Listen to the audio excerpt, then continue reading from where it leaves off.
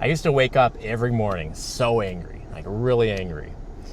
I would scroll Facebook, YouTube, Instagram, whatever, and I would read all of the comments. And before I even got out of bed, my heart rate was already out of this world, and it was beating out of my chest. I convinced myself that I was staying informed and I was, knowing what was going on in the world. But what was really happening to me is that I was feeding all of this garbage content, and I was feeding that to myself. I was feeding myself all of that anxiety, hate, and anger every damn day. You might not want to hear this, but if you're still waking up and consuming that same cycle of fear, outrage, and all of that division, you're not being informed. You're being influenced.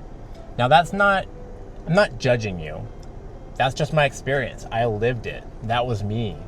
I used to get so caught up in what was happening in the external world and what he said and what she said. I had no idea what was actually happening in here. It was wrecking me. It wrecked me so bad. It wasn't just the news. It was the endless scrolling. It was the fake arguments. It was all of the hate comments.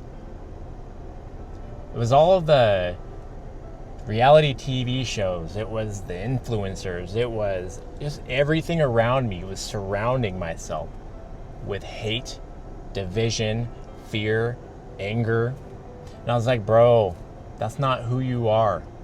That's not living. I am just so over it. Then I realized that they're just trying to keep us distracted. This might trigger some people, and I'm okay with that, because this needs to be said. Be conscious of what you're ingesting. Not just food, but like with your eyes, with your ears, with your attention, what you're doing day to day. Every time you're scrolling, every video that you watch, every podcast, every meme, every influencer that you idolize, it becomes part of you. Whether you believe it or not, it shapes who you are. And it's going to shape all of your beliefs. It's going to rewire who you are. It wires your nervous system to stay stuck in this survival mode. And you don't even realize it because it's so normal now, right? And just because something's normal doesn't mean that it's right.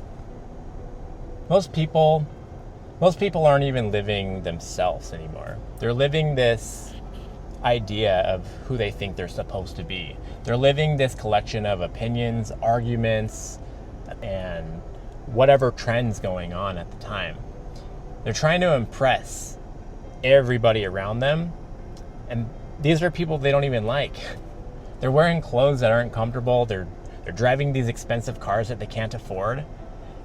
And then they're living in these really expensive houses, but they're really living in prison. And I was wondering, why so anxious all the time? Why we feel so empty? Why they're still so tired even though we sleep all the time? I've been there. Maxed out all my credit cards. I've bought things that I shouldn't have bought. I've tried to look successful just because I thought that that's what I was supposed to do. But it's not. It's just this hollow pain.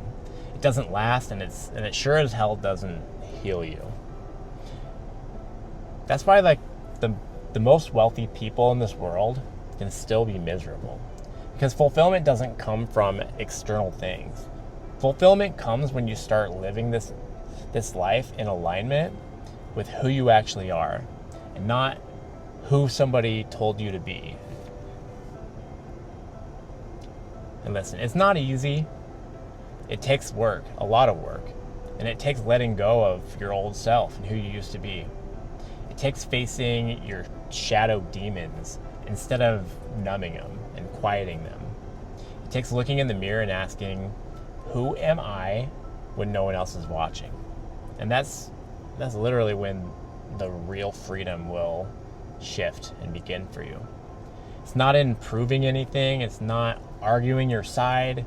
It's not chasing anything external. Because the moment that you say, I'm done living somebody else's life, I'm going to take care of my own health, I'm going to regulate my own nervous system, I'm going to stop feeding on content that keeps me stuck. It wasn't just one thing that changed my life. It was a collective of things, but it wasn't a certain product. It wasn't a supplement or a certain post or a therapist. It was the moment that I decided to take my power back.